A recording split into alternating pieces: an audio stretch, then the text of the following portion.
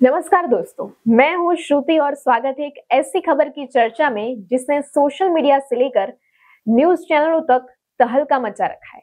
क्या पाकिस्तान अपने fighter jets में रूसी इंजन लगाने जा रहा है? और अगर हाँ, तो भारत को इससे फायदा कैसे हो सकता है?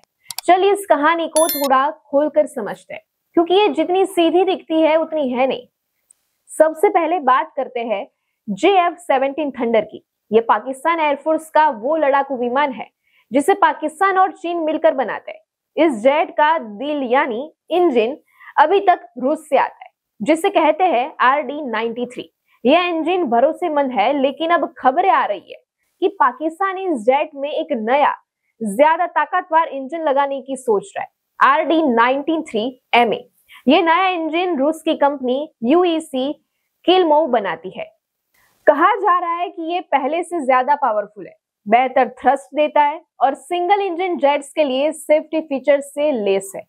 यानी अगर ये डील हुई तो JF-17 की परफॉर्मेंस में कुछ सुधार हो सकता है। लेकिन यहीं पर कहानी में ट्विस्ट आता है। रूस की तरफ से एक बयान आया कि हमने पाकिस्तान को कोई नया इंजन नहीं दिया है, यानी उन्होंने इन खबरों को सिरे से खारिज कर दिया है। लेकिन कुछ मीडिया रिपोर्ट्स और सोशल मीडिया पर चर्चा कह रही है कि डील पक्की हो चुकी है और इंजन की सप्लाई भी शुरू होने वाली है। तो सच्चाई क्या है? अब ये धुंध में है, कुछ कह रहे हैं हाँ, कुछ कह रहे हैं ना। अब सवाल है, अगर ये डील सच में हो गई तो भारत को इसमें क्या फायदा? यहाँ बात थोड़ी दिलचस्प हो जाती है। रूसी एक्सपर्ट्स और रक्षा विश्लेषकों का कहना है कि अगर पाकिस्तान के जेट्स में रूसी इंजन ही रहता है तो ये भारत के लिए अच्छी खबर हो सकती है। आइए समझते हैं क्यों। पहली बात, भारत के पास इस इंजन परिवार का पुराना अनुभव है।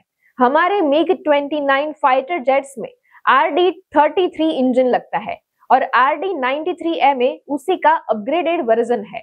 हिंदुस्तान एरोनॉटिक्स लिमिटेड इन इंजनों का मेंटेन करती है, उनके स्पेयर पार्ट्स बनाती है और उनकी हर कमजोरी ताकत को बारीकी से समझती है।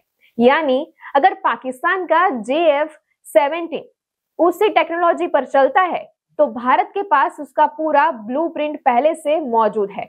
हम उनकी स्पीड, फ्यूल खपत, थ्रस्ट और यहाँ तक की कमजोरियों को भी जानते हैं।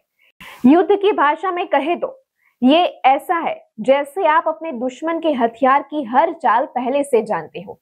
ये अपने आप में एक बड़ा रणनीतिक फायदा है। दूसरी बात, ये खबर एक दिलचस्प संकेत देती है। पाकिस्तान और चीन लंबे समय से अपनी देसी इंजन WS-13 को प्रमोट करने की कोशिश कर रहे थे, लेकिन अगर वो अब भी रूसी इंजन पर निर्भर है तो इसका मतलब है कि उनकी अपनी टेक्नोलॉजी अभी पूरी तरह तैयार नहीं है। ये भारत के लिए एक इंटेलिजेंस एडवांटेज है, क्योंकि ये बताता है कि तकनीकी आत्मनिर्भरता में वो उतने मजबूत नहीं है जितना वो दावा करते हैं। लेकिन दोस्तों, ये पूरी कहानी अभी अगर और कब पर टिकी है। रूस ने अभी तक इस डील को आधिकारिक तौर पर कंफर्म नहीं किया, और अगर ये डील होती भी है तो क्या ये JF-17 को कोई गेम चेंजर बना देगा? शायद नहीं। क्यों?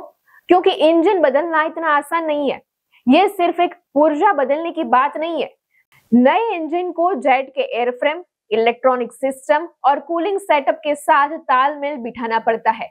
इसमें महीनों बल्कि सालों का टेस्टिंग और ट्यूनिंग का काम हो सकता है, और तब तक भारत अपनी रक्षा तैयारियों में और आगे निकल चुका होगा।